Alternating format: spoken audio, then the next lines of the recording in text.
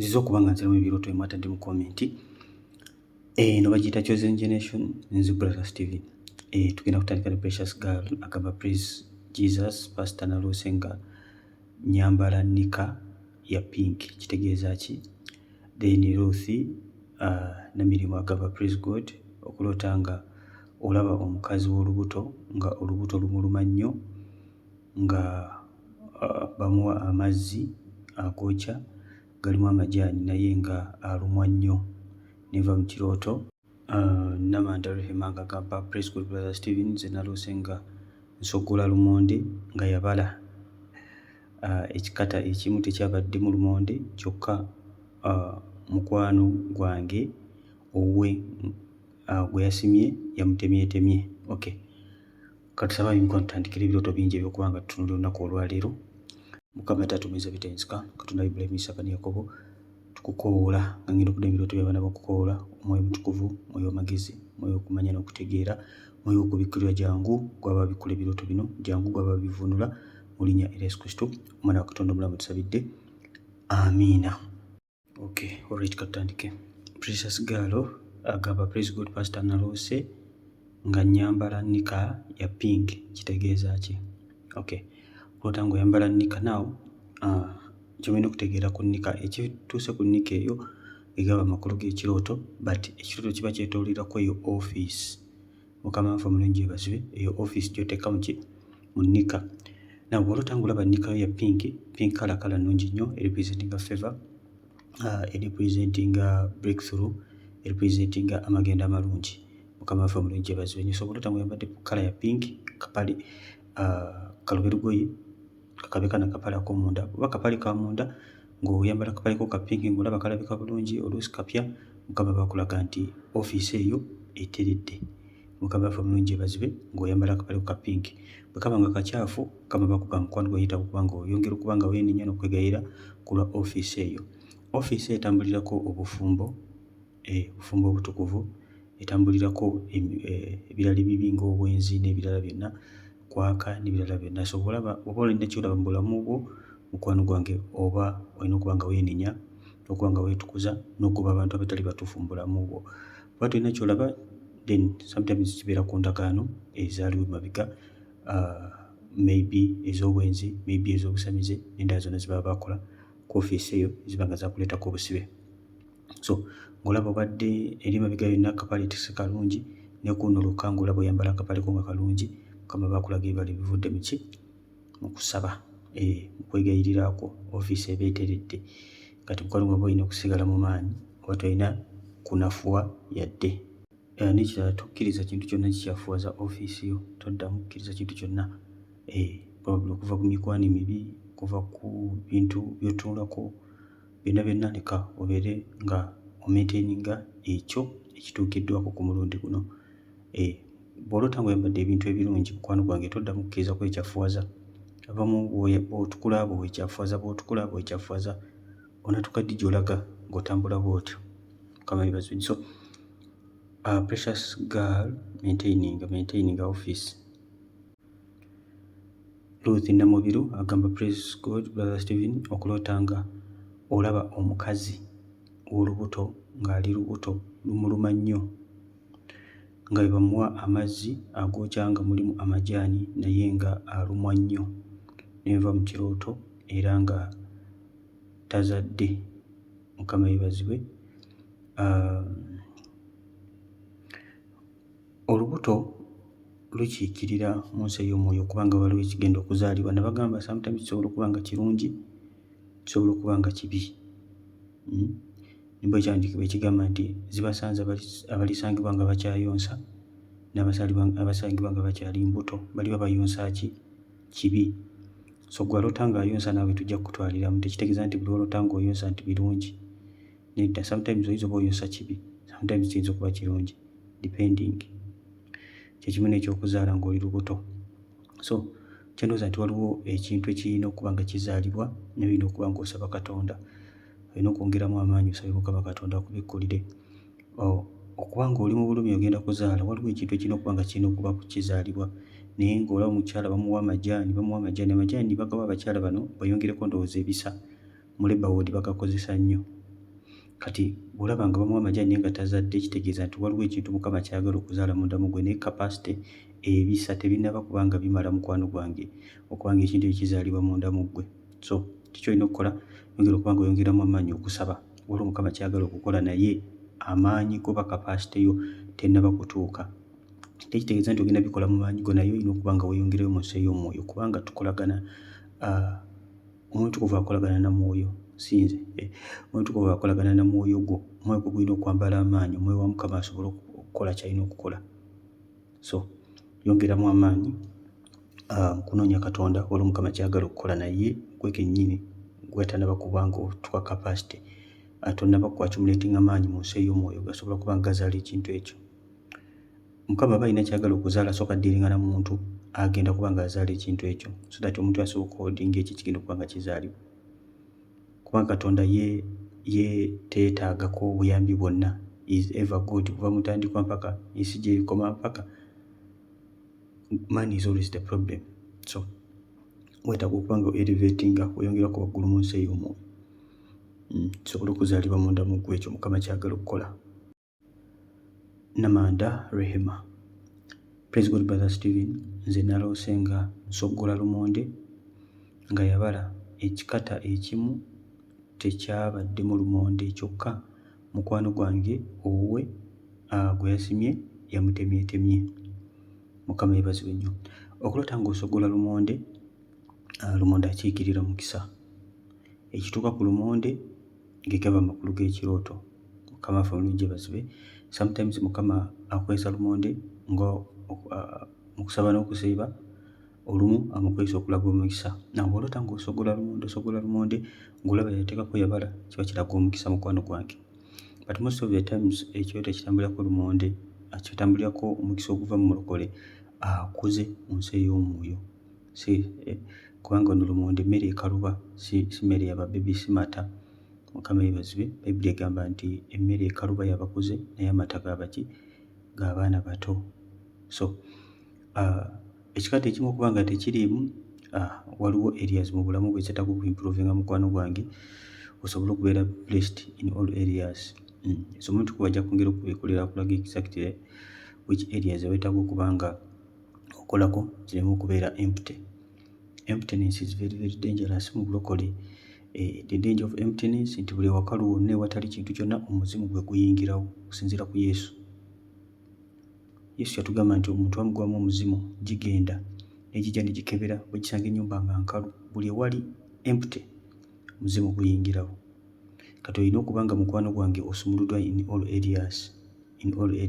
Wasumululwa mu ndowooza, wasumululwa mu kamwa, akamwa ko nga tekatulamu mizimu oyogera bulungi. Olina self control, ebirowoozo byo birungi, emizimu tegitula mu birooto olowooza zonto. So in all areas olina okuba nga oli occupied omwoyo wa Mukama buli kyafulumya ng'oyingizaawo ekyobwa Katonda olina okuba nga oli occupied in all. So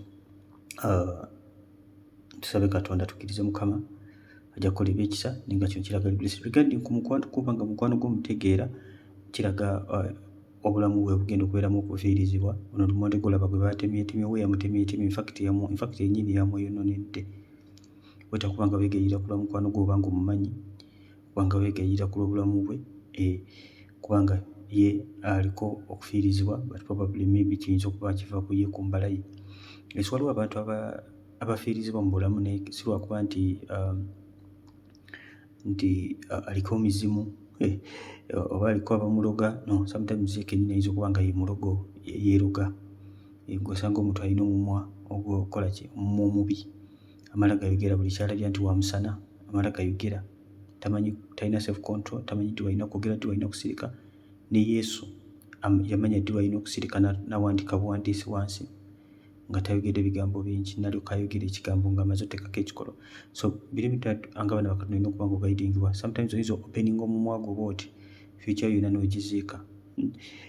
Destiny opportunity Mukama gy'alise n'ogiziika lwa kumala gaasamya omumwa gwo. So it is very careful ng'omwana wa Katonda ddi bw'omalina okusirika ne bwe banga waliwo ekyokwogera.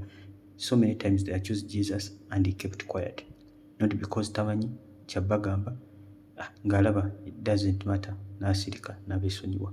Mukama waffe omulungi yeebazibwe. So ng'omwana wa Katonda osaba Mukama akuwe discernment omanyi ddi walina okwogera otherwise osobola okuba nga gwe kennyini otambulirako olutwe naye nga kiva ku lugambo olwo, kiva ku mumwa gwo, oba n'ebintu ebirala by'okola.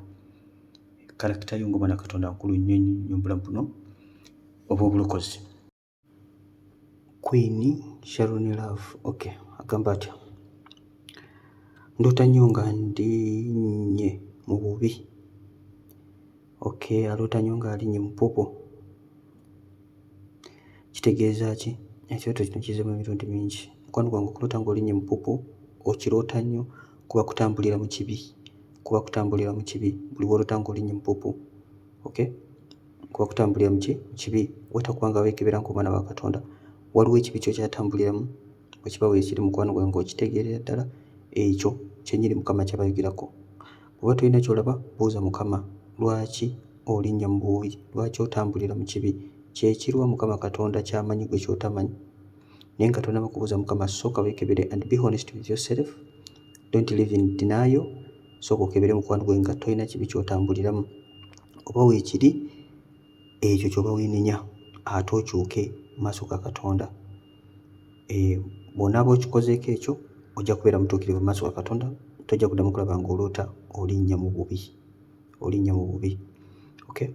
And sometimes kiyinza okuba kiyitibwa mikwano gyaffe, abantu betubeera nabo nga bakusuula mu kibi. So olina okubeera n'emikwano gyo nga gya bwa Katonda gy'olina mukwano gwange, ng'emikwano gyo mirungi naawe oba ogirabye emikwano gy'olina. Kyokunda Angela, praise God brother, naloose omwana wange azzeeyo mu primary ate ng'ali mu senior 6.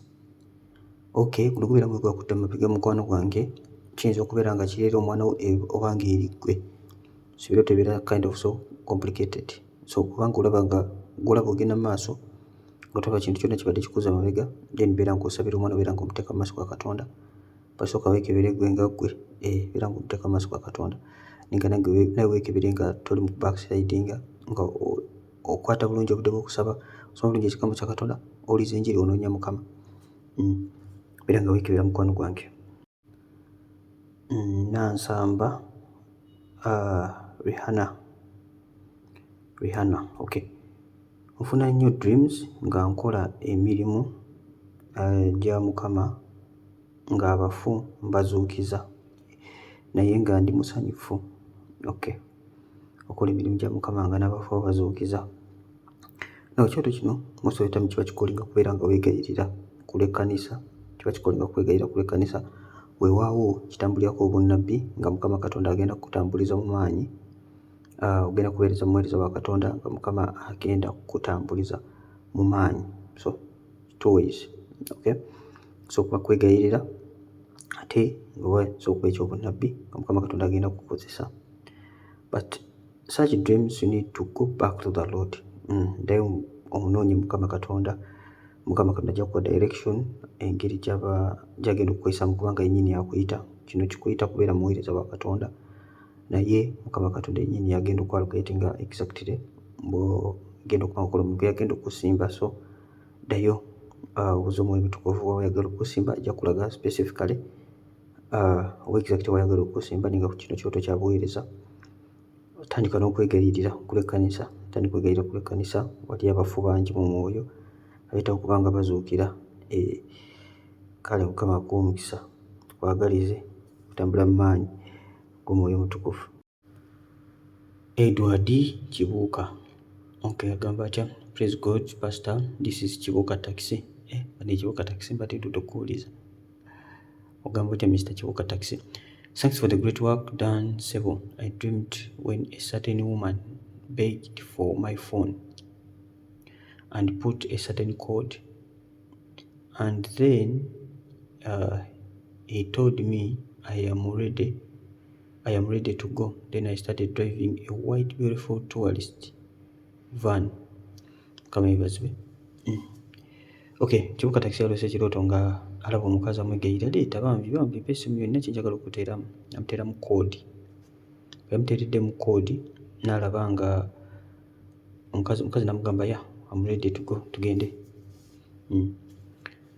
N'alaba nga avuga emmotoka ennungi ey'aba tourist. Emmotoka ekiikirira magenda, essimu ekiikirira mpuliziganya. ekiikirira mpuliziganyaayo ne Mukama. Oba kuteereddemu coding evuddemu ekirungi, mukwano gwe manya nti waliwo opportunity y'amaanyi egenda okujja Mukama gy'agenda okuleeta mu bulamu bwo. Waliwo opportunity y'amaanyi Mukama gy'agenda okuleeta mu bulamu bwo. So beera nga wepositioninga bulungi. Waliwo opportunity y'amaanyi, simanyi oba genda kuba ya tourist van, I don't know, but waliwo opportunity Mukama gy'agenda okuleeta nga nnungi mu bulamu bwo. So kkiriza Katonda, Mukama kyayogera kyakola. Erinnya siritegedde lino nnyiniryo ajja litusomera. Thank you Brother Stephen. It's my first time to be here. Nze ndoota nnyo nga nsiimuula church, nga nongoosa church e Mutundwe, ate n'ekirala naloose nga nsiimudde ennyumba y'ewaffe omukyala omweru n'asanyuka. Ne tulya omuceere. What does it mean? Mukama yeebazibwe. Kakati okuloota ng'osiimula ennyumba y'ewammwe kuba kwegayirira ku lw'ennyumba y'ewammwe. Mukama Katonda ayagala otandika okuba nga weegayirira ku lw'ennyumba y'ewammwe, for the entire family. Beera nga weegayirira mu maaso ga Katonda, era omwegayirizi b'ewammwe. Nabagambye bannange Bannakyozeni nti Mukama Katonda gwe yalokola gwe gwabanja bali abasigadde. Gwe gwabanja bali abakoze ekyabasigadde, so Mukama gwe ayagala okukozesa. So beera nga weegayirira ku lw'ennyumba y'ewammwe and God is going to bless you. Number one, wagambye nti ekirooto kye wasooka kumpa kibadde kitya? Ogambye waloose ng'olongoosa church y'e Mutundwe. Okuloota ng'olongoosa church kuba kwegayirira ku lw'ekkanisa. Church si kyekizimbe, church bantu. Kuba kwegayirira ku lw'ekkanisa, but bw'oba ng'oli mu kifo ekyo ng'obadde obuuza Mukama Katonda, Mukama nkole ki? Most of the times Mukama bakugamba ddala direct nti beera ng'okola emirimu wano ku kkanisa. Mukama yeebazibwe nnyo. But oluusi toliwo, oluusi obeera wala n'ekkanisa n'oloota ekirooto nga kino, tekitegeeza nti Mukama Katonda agambye genda obeerenga ku kkanisa ng'ogirongoosa. Nedda, aba akugamba kwegayirira, kubanga weegayirira ku lw'ekkanisa. Mukama kyaba akugamba, so tandika okuba nga weegayirira ku lw'ekkanisa. Omuyise Keira Golash agamba praise Brother Stephen. Katonda wange. Okay, tutereeza Mukama si Brother Stephen. Praise God Brother Stephen. Kankutereezemu. Why do I forget my dreams all the time? Some days it seems I don't dream kyokka I'm fasting. God bless you. I feel okay. Kikomyawo. Sitafa agambye ebirooto byaloota byonna tabijjukira, kyokka ali mu kusiiba. Olumu talooterako ddala. Mukama yeebazibwe nnyo. Now, si tteeka nti oteekeddwa okuloota. First of all, si tteeka toteekeddwa okuloota nti buli lunaku olina okuloota, buli lunaku olina okuloota, buli lunaku olina okuloota. Nedda, abamu baloota buli lunaku. Okuloota is a message. Mukama Katonda abamu bakozesa visions ze, abamu birooto, abalala ddoboozi. Abantu abamu tebaloota nnyo by the way. Mukama yogera nabo mu ddoboozi ery'omu buliwo, abamu asinga kwogera nabo mu visions nga bw'atandika okusaba. Mukama ng'amuwa visions nga really ng'ayogera nabo mu birooto really, si buli kaseera. Now, naye ng'ebirooto bye bisinga okubeera common Mukama byayogeramu n'abantu. Batono nnyo Mukama bakozesa visions, batono nnyo Mukama bayogera nabo mu ddoboozi direct. Kakati bw'oba nga toloota, oba bw'oba nga mukwano gwange ebirooto byo byerabira, manya wabeerawo ataaka. Omulabe Sitaani ky'atayagala kwe kuba ng'owuliziganya ne Katonda, kubanga oba ogenda kukola okwagala kwa Katonda, oba ogenda kumutawaanya nnyo. So ky'aba akola kwe kwataakinga ebirooto byo, kwe kwataakinga messenger. Mujjukira bulungi nnyo ekyatuuka ku Danyeri. Ekiragiro kyafuluma okuva mu ggulu ng'atandise okuyingira mu kusaba n'okusiba ennaku 21, naye for 21 days malayika ne ansa tebyatuuka. Bonna babiri, malayika gwe basindika ng'abudde okuleeta mawulire, ne ansa yennyini teyatumutuukako mpaka ku lunaku olusembayo olw'okusaba n'okusiiba. So awo wonna bwe yali aloota kye, yali aloota lutalo lwa malayika ne kabaka wa Perusi yali amukutte. So kyolina okutegeera nti wabeerawo forces. Bible nga bagamba we wrestle not against flesh and blood. Waliwo emyoyo gye tulwanagana nagyo tegyetwagaliza ddala. So kati manya nti ensi ey'omwoyo yakwatibwa, yawambibwa. Olina okusooka okulwana olutalo kubanga oginunula. Ebireetera okukwatibwa ensi yaffe b'omwoyo kubanga ekwatibwa bwe bunafu, naddala ng'oli mulokole omunafu. Anyooga tonyooga, oyo kye tokijja tukesa nga tokyaloota, yali aloota nga tokyaloota, tokyafuna message kubanga luli lutalo. So Sitaani ye tali mu kuzannya, Sitaani ali serious. Baana ba Katonda bali mu kuzannya. bye batali serious. Bw'onaayimirira n'obeera serious mukwano gwange otandika okulwana olutalo ojja kulaba nga ebirooto bijja genda birestowalingibwa mpola mpola ng'otereera. Naye nga manya nti essiro y'emu eyo yakwatibwa, kwetaaga okuba nga ogolokoka mukwano gwange. Abamu musiiba, kasita ffe agambye asiiba, naye musiiba ne musiibira mu bunafu, n'osiiba n'obeera awo olinda ssaawa ya kulya mmere. Lwaki ebirooto byo tebyekwatibwa? Okusiiba kuba kwerekereza eby'omubiri byonna tusobole okwepaalinga omwoyo gwaffe. Kitegeeza bakuyita prayer and fasting. Kati obanga you're fasting and not praying, you're just dieting, you're just keeping meals. Weenoonyeza alusa za bwereere. So if the condition at work tekukkiriza kusaba, find a way oba ogendako mu toyi osabe eddakiika z'osabye. But if you have time, please pray a lot more than you would have prayed nga toli mu kusaba na kusiba, because this time it's a special time, it's a holidays. Zino nnaku ziwaddeyo, they are holidays, they are separated time okubanga mukwano gwange owangula. So dabulinga amaanyi go mu kusaba n'okusiba mukwano gwange. Namukose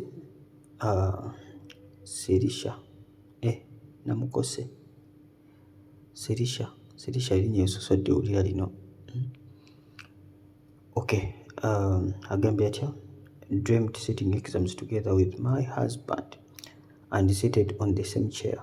Okay, he finished the paper and handed it over to me to copy, but my eyes weren't seeing properly and I failed to copy from his paper. Ono agambye yalota ekirooto ng'atudde n'omwami we batudde mu bigezo, bonna bali mukola bigezo. Omwami we n'amaliriza okukola mangu mangu n'awaka omukyala akoppe nga ab'omukwano we babeera. Naye omukyala ng'amaaso ge tegalaba lupapula, tegasobola kulaba bulungi, era omukkiriza ne byokkopa bigaanye. Gamba gwe yagudde ne bamuwa koppe ne byokkopa nabyo ne bigaana kuba amaaso gadde tegalaba. Ekyoto kino kitegeeza ki? Okusuutinga ebigezo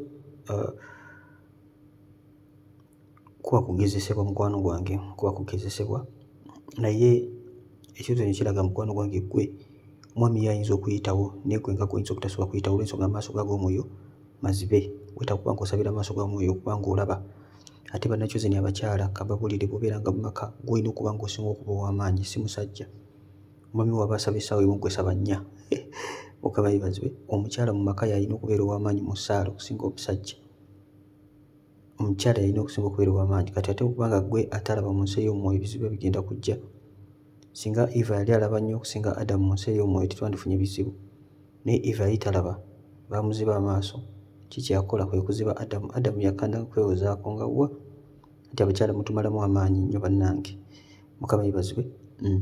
Olw'okuba nga tubaagala nnyo. Ndowooza Adamu yafumiitirizaamu okufiirwa mukyala we omu yekka bw'alina bw'ati, n'agamba alikooti gy'emeera Mukama.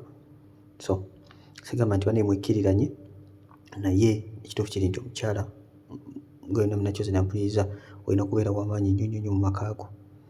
Kati mukwano gwange simanyi kiki kuziba amaaso ga mwoyo, naye olina okuba ng'osaba nnyo mukwano gwange olabe ebintu byonna. Mwami wayinza okuba ng'alina w'ayita naye nga gwe tojja kusobola kuyitawo olw'ensonga ebintu ojja kuba ng'obiraba bulala. Ye yakoze dda pepa yayiseewo dda, naye nga ggwe okyasembye, ate era ne wageza kutunza tolaba. Buli kimu akikoze kiwedde, naye ggwe olw'okuba ng'oli muzibe ogenda kukola ensobi, ogenda tulemesa okukola engero gye tulaga. So weekolemu omulimu mukwano gwange, weekuŋŋaanye, yambala amaanyi. Saba Mukama gw'omwoyo gwa discernment obe ng'olaba azibule amaaso g'omwoyo. Nekyanaloota nga mpiikinga engoye nga nnyingi, n'ezimu nga nzijjukira, I had them before, naye nazo nazirabidde mu kirooto kati nga ziriko stains.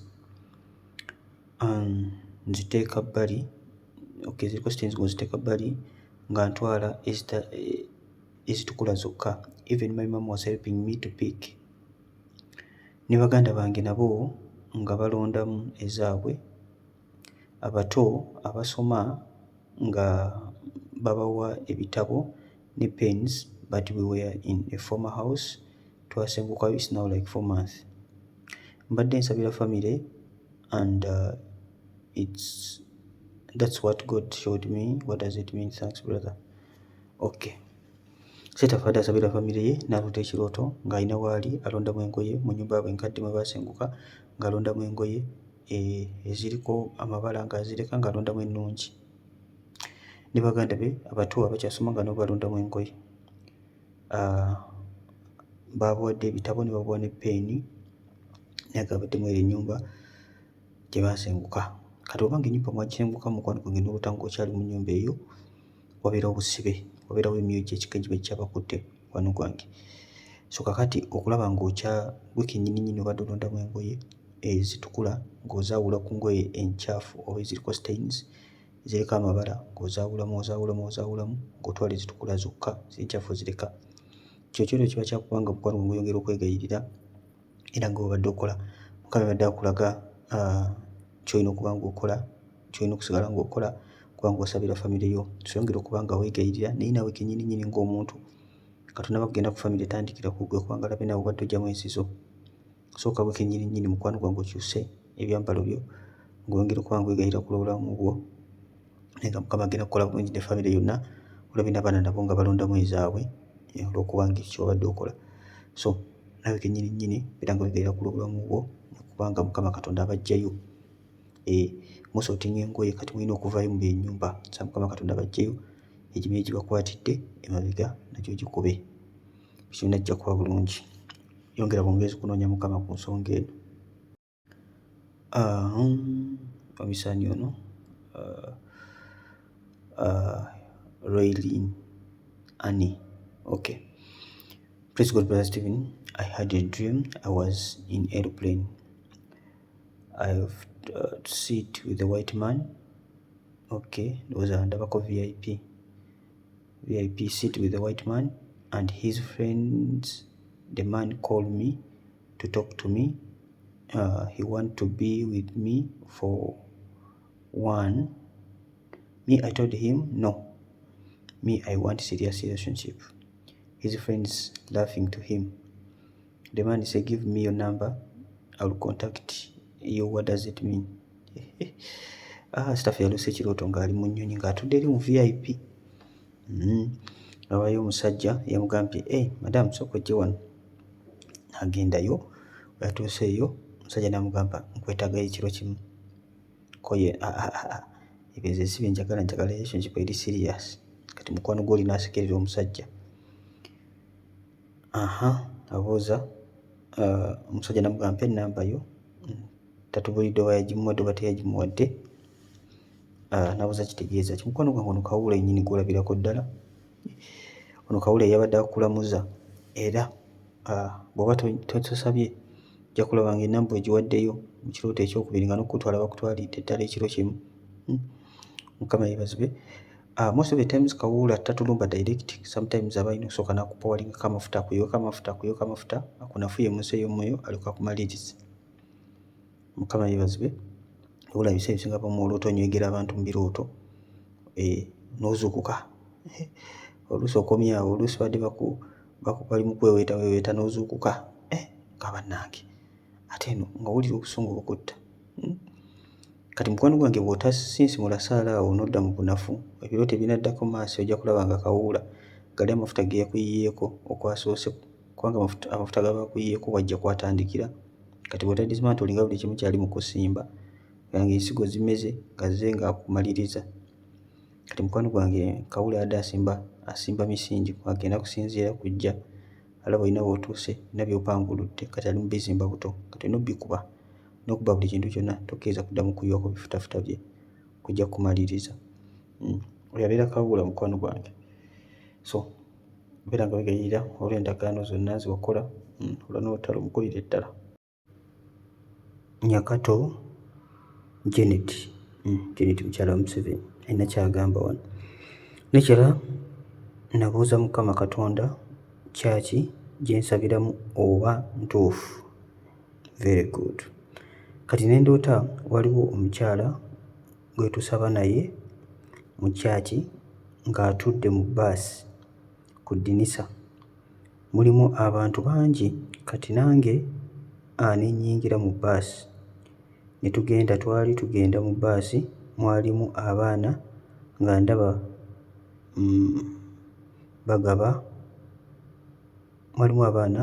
bagaba obumuli. Ali mu bbaasi bamuwa n'omwana wange ne bamuwa akamotoka n'akamuli nange ne bampa Kati nendaba ng'abantu bavuma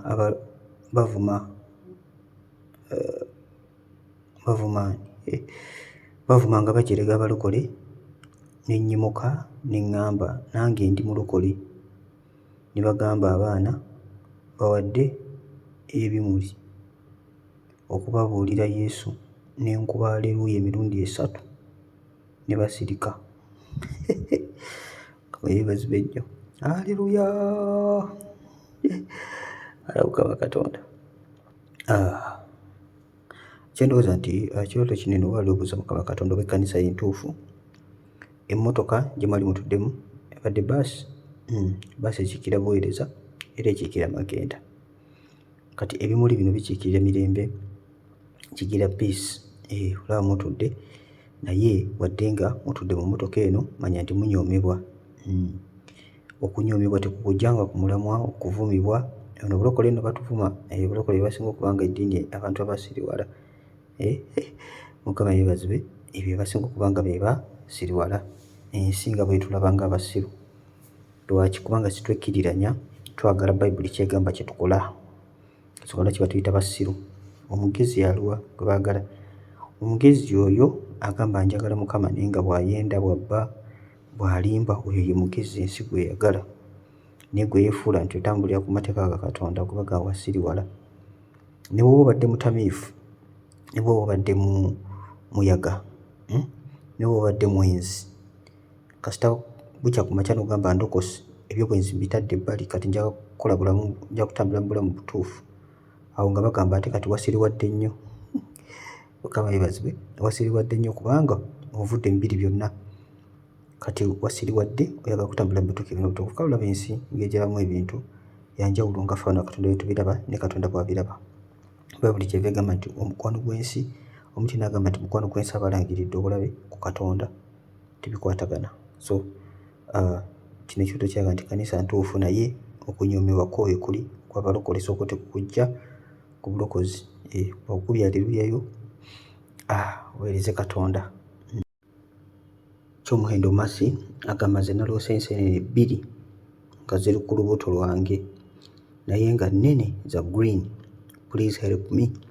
Enseenene 2 nga ziri ku lubuto lwe nga enseenene ezo zonna za green. Kitegeeza ki? Enseenene zikiikirira mukisa mukwano gwange. Ekizituukako ge makulu g'ekirooto. Kati olaba enseenene ziri ku lubuto lwo, Mukama Katonda agenda kuba awa omukisa ebibala by'olubuto lwo. Mukama waffe omulungi yeebazibwe.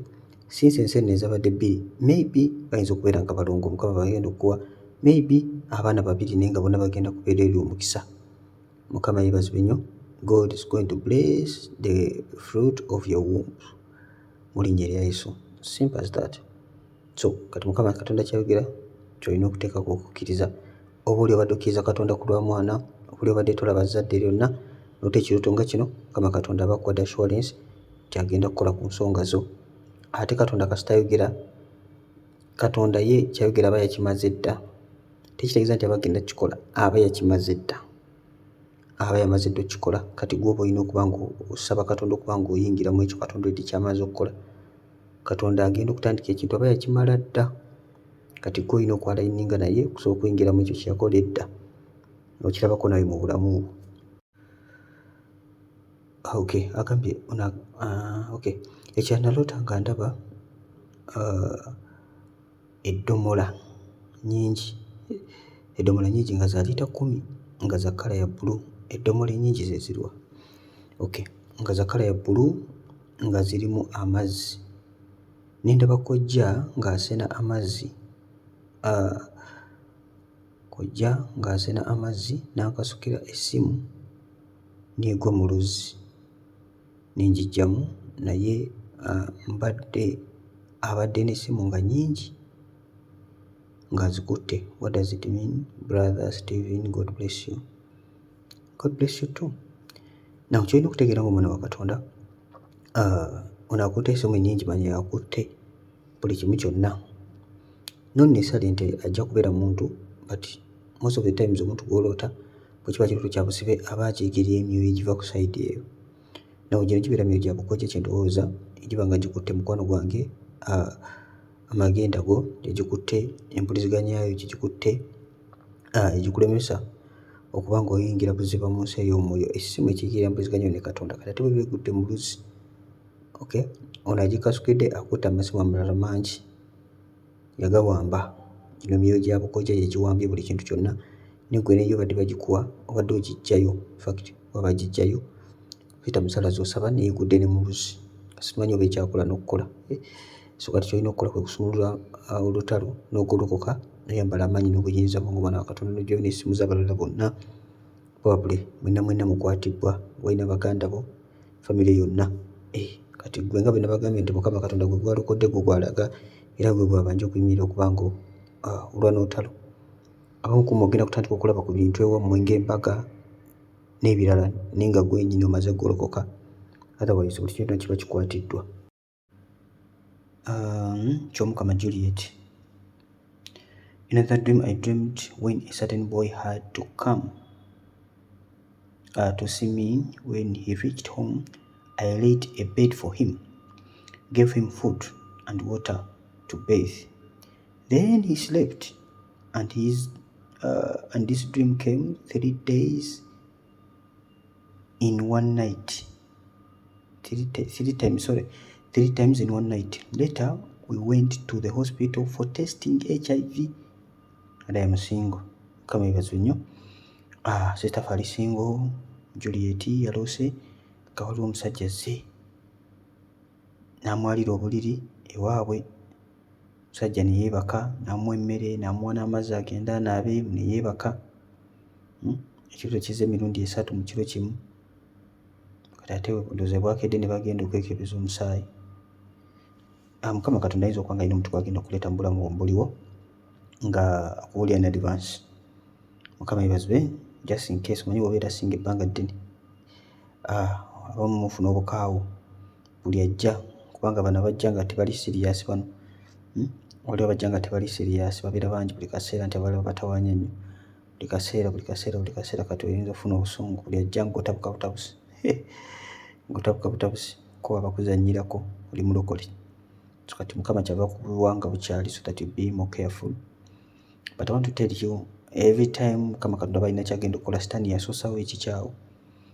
Sitaani yasoosawo, so you have to be very careful kubanga obuuza Katonda. Just because owulidde kino tekitegeeza nti buli ajja mu bulamu bwo. Sometimes Mukama ayinza okuba agenda kuleeta omuntu akugambye na sitaani n'asooka ayitawo ebicupuli by'abantu nga 3 kuba sitaani ekigambo akiwulira.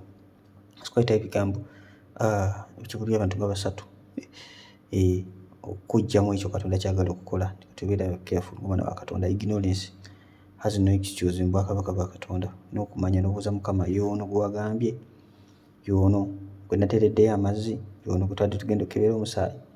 Buuza Mukama, Mukama n'akuwa n'akabonero. Nabagamba ebirooto nga bino eby'obufumbo togenda ku kyoto kimu n'ofubutuka misinde just because waloose munywako kyayi babiri n'omuntu. Mukama yeebazibwe, tofubutuka misinde. You have to be very careful kubanga tewali reverse.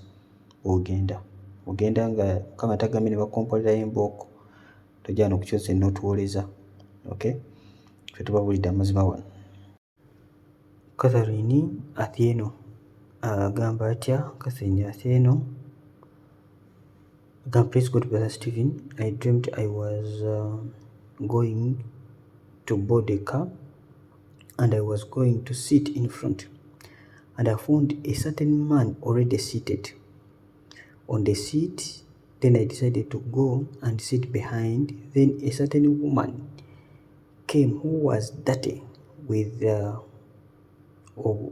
poop with feces, and she also touched me with feces. Then I became furious and pushed her out of the car, and we said she ate a lot of peas. I did a lot of peas, and it was showing in her poo. Those are the takeaways of beans.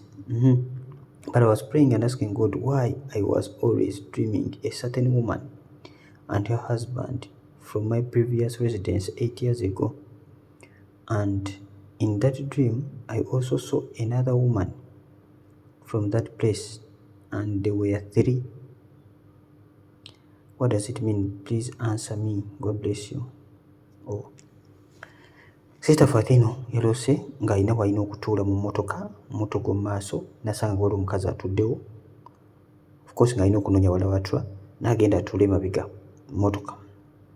Ngeze otuuke emabega yatudde n'omukazi, omukazi ng'alina pupu n'amusiiga pupu n'amusindika eri omukazi n'ava mu mmotoka. Naye omukazi ono mbu gaalidde ebijanjalo bingi nga birabika ne mu pupu. Sinze mbyogedde, Sister eno yabyogedde. Then n'agamba yalinga aloota omukazi. Kino kyazze ng'abuuza Mukama yinga ayota omukazi kuva mu kifo kye baali babeeramu emyaka 8 emabega, naye amuloota nnyo. N'agamba n'alaba n'abakazi abalala 3. Kitegeeza ki? Mukama yeebazibwe. Kati ono gw'olaba ono akusiiga pupu ate okuba nga maybe ayinza okuba nga alina kyakola, probably maybe eddogo. Kati ate waliwo ekyoto ekyatandikidde ng'olina olina okutuula mu maaso nga bwe nabagamba nti emmotoka ekiikira magenda. Kati wano maaso olina okutuula mu magenda go baatuddewo. Kitegeeza ki ekyo? Kikulaga mukwano gwange nti kuba kuwanyisibwa kwa magenda go. Ekifo ky'olina okutuulamu si w'otuula, kitegeeza olina okunoonya ewalala. Sineri gy'ogenza okutuula nayo bubi bwereere, tewaliwo magenda malungi. Kuba kuwanyisibwa kwa magenda go olina okutuula si w'otuula. Kifo mw'oli si mw'oli, magenda mw'oli si mw'oli, naye ng'obuzibu bwonna ono gwe baatuuzizzaawo. Kisobola okubeera nga kyetooloolerako eddogo, genda kukuwanyisibwa, olaba nga tolinze, olina kutuula otudde walala. Kati of course ono akusiiga obukyafu, ayinza oba okusiiga eri mu nsi ey'omwoyo nga balina bye baakola. Kati mukwano gwange genda onoonye Katonda ku bukyafu buno bwe bakusiize. Te n'omukazi ono bonna basumululirako omuliro, toddamu kusasira n'omu. Basumuleko omuliro n'emizimu gyabwe gyonna. Ate era omusabire balokoke. Emizimu gyabwe gyonna egibalimu gigende ekya. Naye nga kyolina omanya nti amagenda gaawanyisibwa. Gaawanyisibwa kyova olaba nti olina okutuula si wakola ki? Si w'otudde. And this was 8 years ago and you're still suffering with these people. Ndona bulwanyi lutalo mukwano gwange weyambula byonna bye bakutaddeko obutali butuukirivu. Byonna bye bakozesa obukyafu bwonna bwe bakusiiga olabika ne mu pupu. Mukama Katonda. Sister Fathia olwana olutalo mukwano gwange. Olwana olutalo Mukama agenda kukusumulula, agenda kuggyayo mu busibe bwa bano. Mukama ajja kwongera okuba kulya n'abakazi bano. So Mukama Katonda mbuuze ki ekyakolebwa, Mukama ajja kubikola, ajja kukulaga what exactly kye baakola. Ono bamuyita Janet. Janet agamba atya: naloota mukama wange nga ndekedde omwana nendeka oluggi nga luggule, omwana n'afuluma wabweru. Nentya nnyo nempita omwana nga bwe mugoba kyokka nga ndaba emmotoka ejja ku sipiidi ng'omwana ali mu target yakutomerwa, ali mu target yakutomerwa. Mu mutima ne neesalira omusango nga nkyali mu kirooto nti waafiira nange ndi wakuttibwa olw'obugayaavu. Mu buliwo Mukama yabadde alina famire gye yaŋŋambye okusabira for 7 days naye nga ndi munafu. Kitegeeza ki? Nze ngamba ekirooto wakitegedde dda, the fact that omanyine Mukama kyagambye okusabira naye nga nawe olaba oli munafu, ekirooto wakitegedde dda. Mukama yeebazibwe nnyo. Nawe sister ffe kyolina okukola goloka bugolokosi. Bayibuli etugamba Mukama bw'agamba omuntu okwenenya n'akutuma ogenda ogamba omuntu okwenenya, gwe n'otamulabula omusaayi gw'ajja gubalira ku mutwe gwo. Kati Mukama bakwadde omulimu okukola. Mukama bagambye genda ekibuga eri okirabule, wegayire ku lw'ekibuga kino, gwe n'otakikola byonna ebituukawo Mukama ajja bibalira ku ggwe, kubanga gwe gwe yawa omulimu n'ogayaala. Kati walabe mu kirooto nga olina okuba ku kyolina okukola, olina okuba ng'oggala oluggi omwana aleme kufuluma agenda mu kkubo. Oluggi walugayaalidde n'oleka nga luggule. Ne mu kirooto nawe wadde weesalira omusango gwe kimanyi nti obugayaavu bwo bugenda okuleetera ebizibu. Omwana agenda kufa lwa bugayaavu bwo, nawe kennyini ogenda kuttibwa lwa bugayaavu bwo. Kati ogenda kulinda omala okuttibwa olwa bugayaavu? Nedda. Ogenda kubanga okola Mukama Katonda kyakugambye, genda weegayirire. Nawe okuleka oluggi nga luggule kirepresenta obugayaavu bw'olimu. Okay? obugayaavu abamu weebaka mu kirooto ogenda okulota nga babbi bakulingiza naye nga kituufu okimanyi ddala weebase tosabye. Olwodde ekirooto ekyo nolota nga babbi bakulingiza sooka epere saala kijja wasimbye kusaba ogenda kwebaka wasabye saala y'amaanyi wasabye weebisse n'okwebikka kyekyabadde ojja kulaba nga mu butuufu oli mu bugayaavu. Ababbi kyebava bakulingiza ate ababbi bakikirya sitaani kuba yajja okubba okutta n'okuzikiriza.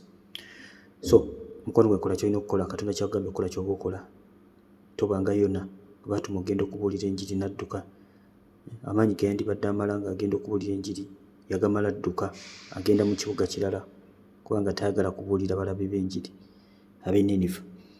So kola omulimu gwa Katonda mukwano gwange.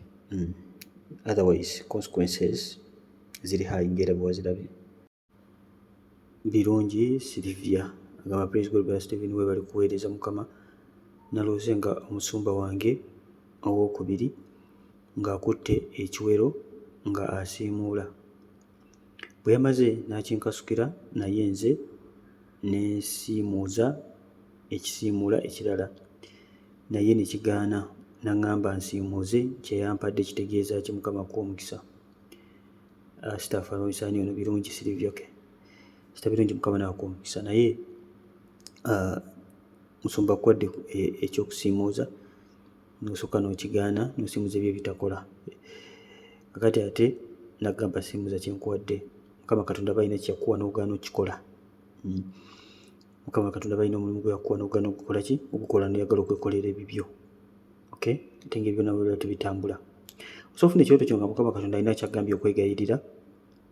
Ekyo ekyokwegayirira ekyo gwe n'odda mu bibyo n'otakola Mukama Katonda kyakwagaza. So kati mukwano gwange kebeera exactly Mukama Katonda kikyakwagaza oba Katonda alina kyayogera naawe nga gwe si kyokola oli mu bibyo ng'olowooza bigenda okukola naye tebigenda kukola. Ekyo Katonda kyakwagaza kyagala okolera kye kigenda okulaba omukisa. So kati kebeera mukwano gwange oba oli mukola okwagala kwa Katonda oba ng'oli mu bibyo mu area zonna ez'obulamu bwo Mukama Katonda ng'alina kyayogera naawe naye ng'olabira ddala si kyoli mu kukola ng'oli mu kwekolera bibyo. So kebeera ekyo oba omulimu Mukama Katonda gwe yakuwa ekyayogera naawe Mukama Katonda kyategeeza ate tasaaga kyagala okulaba ng'okola. Otherwise byonna by'okola byonna by'olowooza tugenda birabira mu mukisa tebigenda kukola. Queen Show of Love agamba ati praise ndoota nnyo nga nonda ssente mu kkoona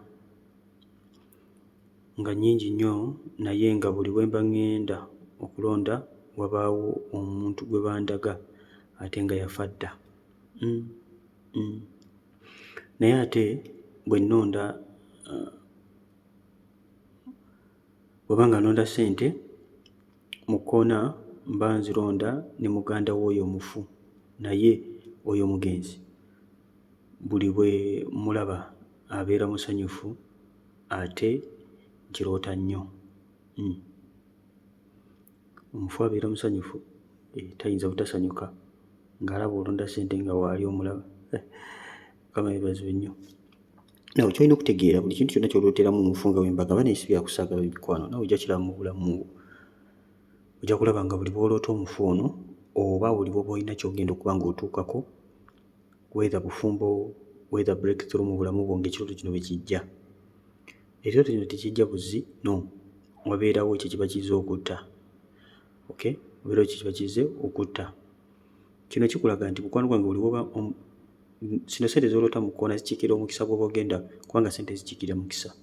Buli bw'oba ogenda okulonda ssente zino oba mu kkoona buli bw'osanga ssente ogenda kuzironda bw'oti ki ekibaawo olaba omufu. Kino kikulaga nti mukwano gwange buli bw'oba ojja kukyala ne mu bulamu bwo nga buli bw'obaako opportunity gy'oba ogenda okutuukako nga bw'oloota ekirooto kino nga byo bifa nga bivaawo. Lwaki? Olw'ono omufu gw'oloose nga musanyufu nnyo. Ekiba kimuleese ki? Kubanga azikiriza omukisa ogwo ogubaguze mu bulamu bwo. Ekiba kimuleese kubanga ate opportunity eyo yonna ebeeze mu bulamu bwo osigale mu mbeera y'emu oba kwatire mu bwavu. Omufu tayinza kuganya kukwata kantu konna kalungi. Tugenda kukola otya? Ogenda kuba nga weekuttula ku ndagaano ziba kuwongamu n'omufu ono probably yinza okuba nga ddogo nga bakulogera ku malaalo g'ono oba oli awo. So olina okuba nga weekuttula ku ndagaano eno probably olabanga ogambye muganda we simanyi wa famire yo basi wa famire yo bana bafu bw'oloota obanga si wa famire yo mukwano gwange lwana olutalo weekutuulireko ddala ne waba wa famire yo weekuttuleko ddala olwana olutalo lwe ng'omwekutuulirako ddala mukube tomuganya kuwummula endagaano zino zekutuuleko ddala okozesa omusaayi gwa Yesu. Bayibuli nga bwegamba twamwangula ku lw'omusaayi gw'omwana gw'endiga n'ekigambo ky'obujulirwa bwaffe ku lwa 12:11. So yimira olwana olutalo, oggyeyo ssente zo zonna zaakute, emikisa gyonna gyazazikiriza, omwekutuulireko ddala, towummula mpaka ngulabye obuwanguzi. Otherwise talina kantu konna kaganya kukwatako. Nenjagala okugamba ng'omwana wa Katonda waliwo ensonga lwaki Yesu yatuwa amaanyi n'obuyinza. Singa tewaliwo ebintu nga bino teyandituwadde maanyi na buyinza, naye yabituwa olw'ensonga yamanya nti ebintu nga bino bigenda kubeerawo, tusobole okukozesa amaanyi n'obuyinza byatuwadde okuba nga tubyetawuluzaako. Towulira birooto nga bino n'owulira ng'otidde nnyo n'olowooza nti ogenda kulemererwa. No, ojja kulemererwa nga toli mu Katonda. Oba oli mu Katonda, amaanyi n'obuyinza bwebiri, atula mu ndamu gwe w'amaanyi okusinga afukira mu nsi. Si nsonga ki kye baakola. Oli mwana wa Katonda and you're born to win. Ogenda kuwangula mu linnya erya Yesu. Bayibuli egamba in all this we are more than conquerors through him who loved us. But in all this, mu malogo gonna na buli kintu kyonna, we are more than conquerors through him who loved us. Olwekyo Yesu kye yakola, eyatwagala, yawangula n'akwata obuwanguzi bwe n'abutuwa n'atuwa amanyi n'obuyinza. Ogenda kuwangula mu linnya erya Yesu. Position yourself, yimira ku lutalo olwane, ogenda kuwangula this month. Endagaano zonna ze baakola ogenda kuwangula mu linnya erya Yesu. Toweereka ekintu kyonna totya kintu kyonna. Bayibuli egamba mu 1 John 4:4, you are of God, little children, and you overcome them because greater is he in you than in the one in the whole world. Greater is he in you than in the one in the world. Do not fear, you are of God. Ekyazaalibwa Katonda, Bayibuli egamba kiwangula ensi. So don't fear anything, okay? Don't fear anything. Kino kikulaga obusebe naye byonna ogenda kuwangula.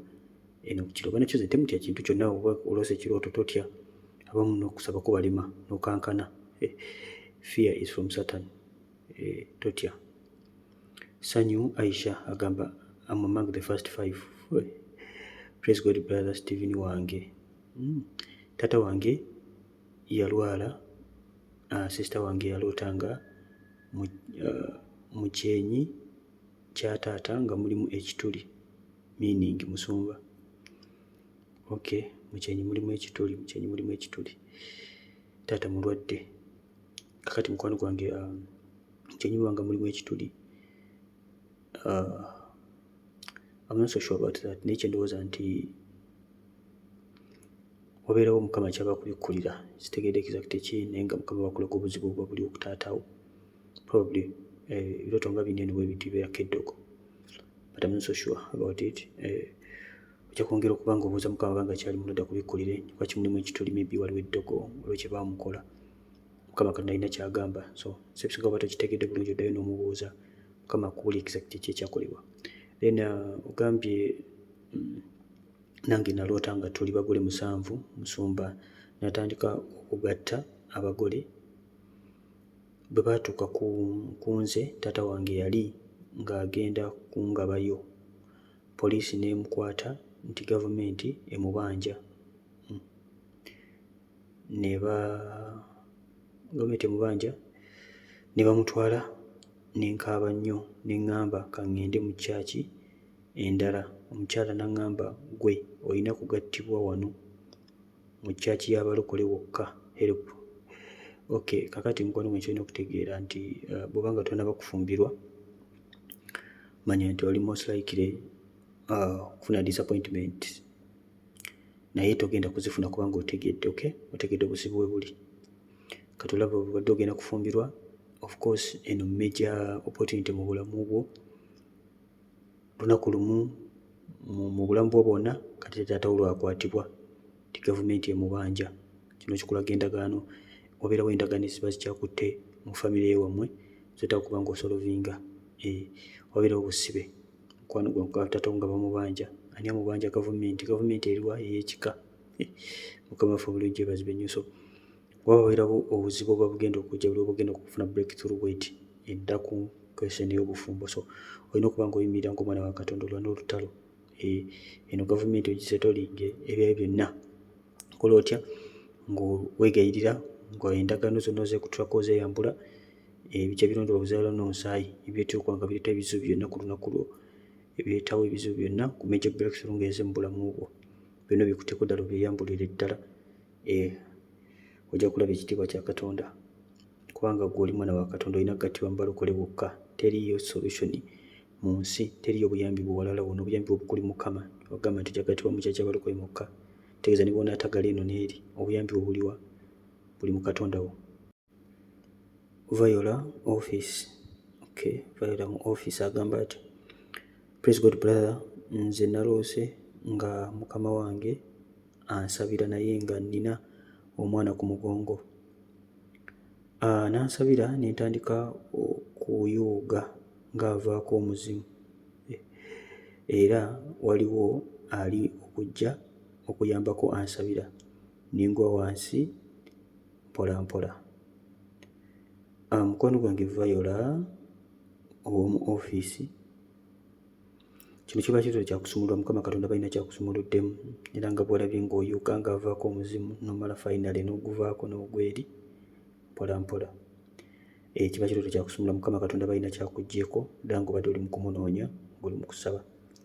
Nga bwe tubagamba nti Mukama Katonda akwesa nnyo bakama baffe, baboosi bo, bazadde bo, pulezidenti okumuli presentinga. Kati Mukama wo si agenda okukugobako omuzimu, si agenda okusumulula, just kifaananyi Mukama kyabakwesezza, naye nga Mukama Katonda yennyini yaba akusumuludde. Mukama alina kye yatutte, tukyebaliza Katonda. So kati Emilia yayongera okwepositioninga, yongera okulwa n'olutalo, Mukama agenda kukola bulungi. Namirembe Brenda, praise God brother Stephen, nze naloose nga bba wange avuga emmotoka naye nga afunye akabenje, naye nga emmotoka tulimu basatu ne sisita wange. Olwamaze nze ne nvuga naye nga nvuga ntagaataga nga simanyi mmotoka kitegeeza ki. God bless you. Mukama yeebazibwe nnyo. Emmotoka ekiikira Magenda,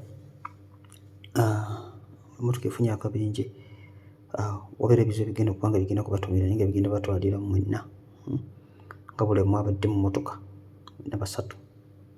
Simanyi exactly, naye Mukama Katonda alaga ebizibu bigenda okujja Magenda gammwe. Naye kino ekyoto ekya accident most of the time kitambulako ne accidents direct. So tulina okukola kukwata abantu bano basatu, babiri naye ng'oli wakusatu, osaba onge omusaayi gwa Yesu, osazemu enkozi omulaba esitanyi zonna za programming ze Magenda gammwe. Olaba naawe okutte emmotoka naye nga naawe otaga butaazitazi, mwami abadde avuga n'afuna akabenje, kati gwe avuga naawe otagala butagazi. So tusazemu enkozi omulaba esitanyi zonna za programming ze, simanyi exactly naye nga kyotenja akabenje sometimes kibeera direct and sometimes kibeera bizibu ebyo bigenda okujja naye nga bizibu byamaanyi nnyo. Sometimes kibeera direct ng'omuntu agenda afuna akabenje, atambulirako omwoyo gw'okufa, kitambulirako n'ebirala bingi. So kyokola omwami mwonge omusaayi gwa Yesu, nsazemu enkozi omulaba esitanyi zonna za koze gye za programming ze Magenda gammwe. Sisita omwonge omusaayi gwa Yesu, naye mwonge omusaayi gwa Yesu ne famire yonna, osabe okwagala kwa Katonda eri obulamu bwo n'amaka ago. Buli kimu kijja kuba bulungi, teweereka ekintu kyonna, everything will be all right. Praise God brother, nze Joyce ndota nnyo nga ndi Uganda naye nga neerabidde okugamba bakama bange, baboosi bange nti nkomawo e Saudi. Mu buliwo ndi Saudi, baŋŋamba ogenda e Uganda male nkomewo naye sinnamalako contract era njagala kudda. Okay, oyagala okudda? Baboosi mu buliwo bakiŋŋamba okudda e Saudi. Okay, olaba ogenze Uganda naye nga weerabidde okugamba bakama bo nti okomawo naye nga tonnamala contract yo. Naw kino ekyoto kiba kyakudda mabega, kiba kyakudda mabega. Omu oli Saudi naye era bino by'oloota, oloota oli Uganda, oluusi olina okudda, oluusi tolina tiketi, oluusi tolina paasipooti, oluusi abamu weebuuza oloota oli Uganda naye ne weebuuza ati kati ndi ntya Uganda, nina kubeera Saudi, ng'olaba oli Uganda nga tobitegeera. Mukama yeebazibwe nnyo. So kati ekyoto kino kiba kyakudda mabega. Bw'oba ng'obadde wapulaninga kudda Uganda nga contract yo tennaggwako, kyandiba kingi okumaliko contract yo, waliwo attaaka okulemesa okuddayo. Mulaba esitaani ayita mu bingi, so olina okwerwanako n'olutalo nga bukyali, ojja genda nga Mukama Katonda akugambye, teweekulembera. Kale mikwano gwange mberekereze, nze Brother Steven bakita Chosen Generation. Bwanga oli mupya subscribinga kona kade, bwanga oli member mukadde bannange berenga mu likinga video za Facebook yeteekayo fe okulaba ng'osooka kukola ka like nga tonnaba nakuwuliriza. Ka like akukayamba okutambuza video eno itube bekigabira abantu bangi nabo ne basobola okuba nga bayiga. Wonte tudda mbuzi birooto ne kuliko okuyigiriza. So kiba kirungi n'oba nga tolinda bulinzi kudda mu kirooto kyo kyokka, n'oba ng'owuliriza. Tuddamu ebirooto naye okusinga ddala yiga okuba ng'ovunula ebirooto byo, ng'owuliriza ebirooto wano ku Chosen Generation buli lunaku without fail. Kale kamberekereze mbeere bulungi mweraba, nsigani Brother Steven. Mukama Katonda abawe mwenna omukisa.